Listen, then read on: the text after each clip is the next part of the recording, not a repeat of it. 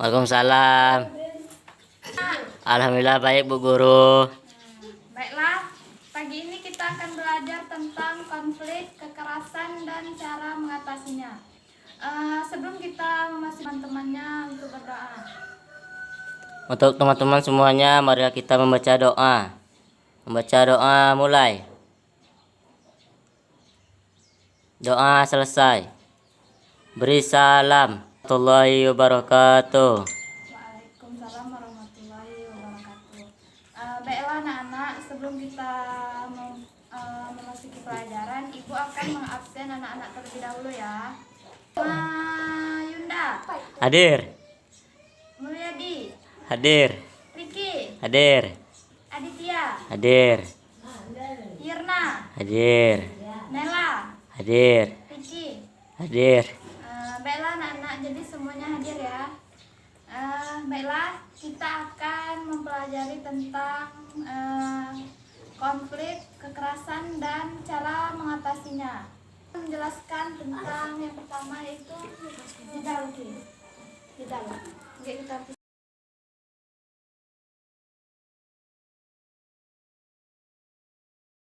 pertama kita akan membahas tentang apa itu konflik. Konflik.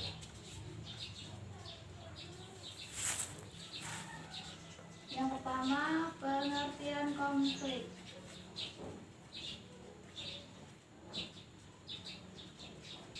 Jadi konflik, tentang pengertian konflik. Pada dasarnya atau nyaman dengan kedamaian tanpa adanya perselisihan. Tapi kenyataannya dalam masyarakat konflik itu selalu terjadi, yang mana konflik itu terjadi perselisihan dan percekcokan. Dalam Kamus Bahasa Indonesia, konflik diartikan sebagai percekcokan, perselisihan, atau pertentangan. Jadi konflik ini adalah membahas tentang perselisihan yang terjadi di antara atau yang terjadi di kalangan masyarakat. Tentang pengertian konflik tadi, apakah ada pertanyaan? Tidak ada Bu Guru. Apakah Nala sudah paham? Paham Bu. Setelah kita membahas pengertian, kita akan membahas tentang yang bagian pertama, yaitu faktor-faktor terjadinya konflik.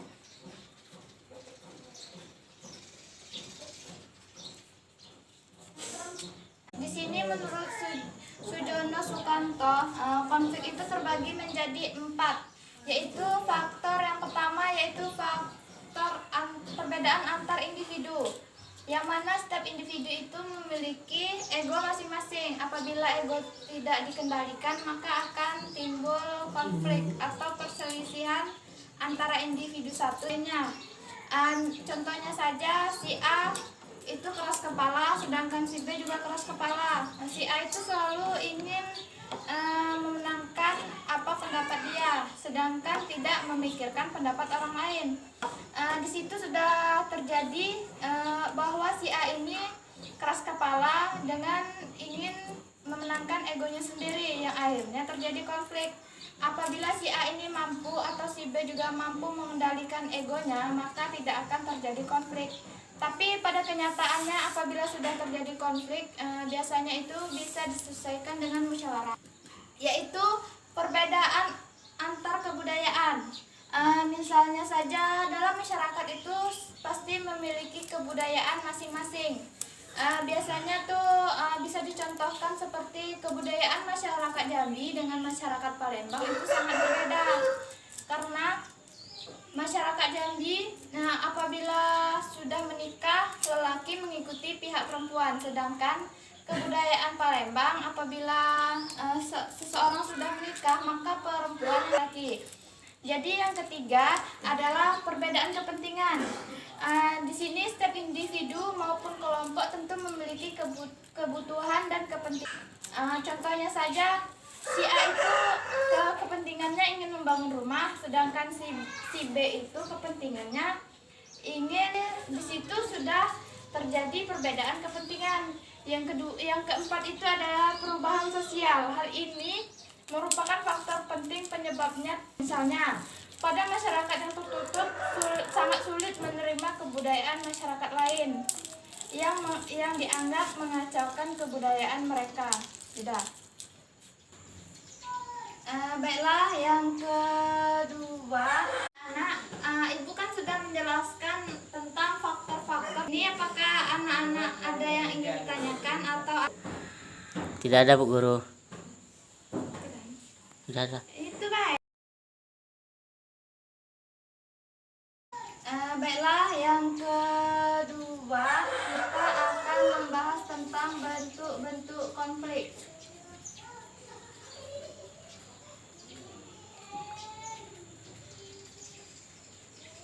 Di sini konflik itu menurut Louis Althusser dibagi menjadi dua, yaitu konflik realistis dan konflik non realistis. Konflik di sini terjadi karena adanya kekecewaan masyarakat. Misalnya saja tentang peraturan perundang-undangan yang kemarin saja terjadi pada tahun 2019, yaitu peraturan bahwa ayam kita masuk ke rumah tetangga, maka akan didenda uang sebesar 5 juta. Hal itu menyebabkan terjadinya konflik karena masyarakat itu tidak setuju. Yang kedua, yaitu konflik non realistis, adalah konflik yang bukan berasal dari tujuan persaingan, yang melainkan dari kebutuhan pihak-pihak tertentu. Misalnya pembalasan dendam dengan menggunakan ilmu gaib. Contohnya saja, kita dendam terhadap seseorang, namun dendam tersebut tidak dapat dibalaskan. Akhirnya kita menggunakan kekuatan gaib, yaitu dengan cara menyantet seseorang agar mereka sakit atau bisa jadi juga meninggal. Ya, kita akan membahas tentang dampak konflik. Di sini dampak konflik itu terbagi menjadi dua, yaitu ada dampak positif di sini, yaitu yang pertama, konflik dapat menjelaskan atau memperjelas aspek-aspek kehidupan yang belum ditelaah sebelumnya. Yang kedua, meningkatkan solidaritas antar masyarakat atau grup. Yang ketiga, konflik memungkinkan adanya penyesuaian kembali norma-norma, nilai-nilai, serta hubungan-hubungan sosial dengan masyarakat yang lainnya. Negatifnya, yang pertama itu terjadinya retak hubungan antar individu dan persatuan kelompok. Yang kedua itu adanya kerusakan harta benda dan jatuhnya korban manusia. Tiga itu munculnya dominasi kelompok pemenang dan kelompok yang kalah. Sudah. Tentang dampak konflik yang barusan Ibu jelaskan, silahkan anak-anak apabila ingin bertanya, Ibu persilahkan. Tidak ada Bu Guru. Apakah anak sudah mengerti? Ngerti Bu. Yang kedua, kita akan membahas tentang pengertian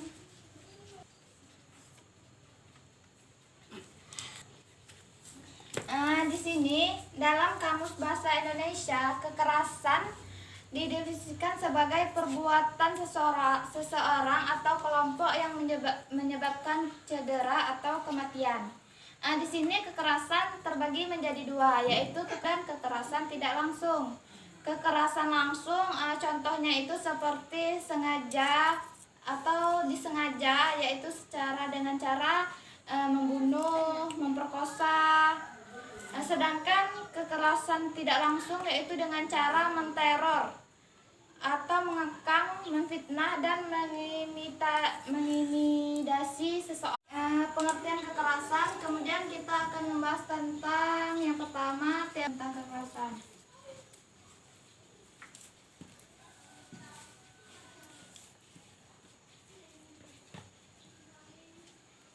Di sini teori-teori tentang kekerasan yaitu ada 3 teori.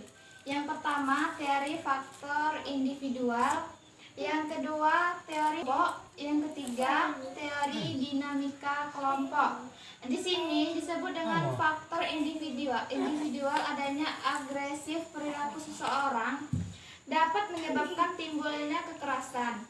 Faktor penyebab perilaku tersebut adalah faktor pribadi dan faktor sosial. Di sini faktor pribadi yaitu mempunyai kelainan jiwa, misalnya seperti frustasi atau sama dengan orang menggunakan obat-obat terlarang. Yang kedua yaitu faktor yang bersifat sosial, yaitu adanya cekcokan dalam rumah tangga dan adanya faktor budaya dan media massa. Yang kedua itu adanya faktor kelompok, terjadinya karena benturan identitas kelompok yang berbeda. Contohnya itu konflik seperti supporter bola. Yang ketiga itu teori dinamika kelompok, kekerasan yang timbul karena depresi atau kehilangan rasa memiliki yang terjadi dalam kelompok atau masyarakat. Artinya perubahan sosial itu yang terjadi demikian dalam sebuah masyarakat dan tidak memiliki rasa atau seimbang oleh sistem sosial dan nilai masyarakat.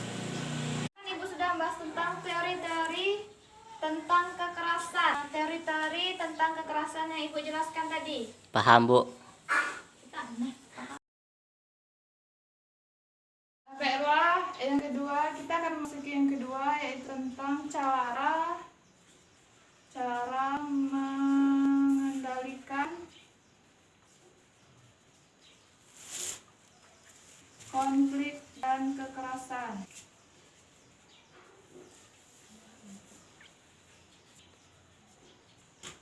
Baiklah, Ibu akan menjelaskan cara mengendalikan konflik dan kekerasan itu ada 3, yaitu konsiliasi, mediasi, dan arbitrasi. Di sini konsiliasi adalah bentuk pengendalian konflik yang dilakukan melalui lembaga tertentu yang memungkinkan diskusi dan pengambilan keputusan oleh lembaga-lembaga tertentu.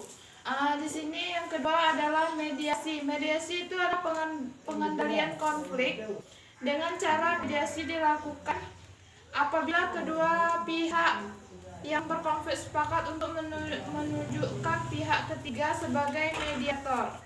Yang ketiga yaitu arbitrasi.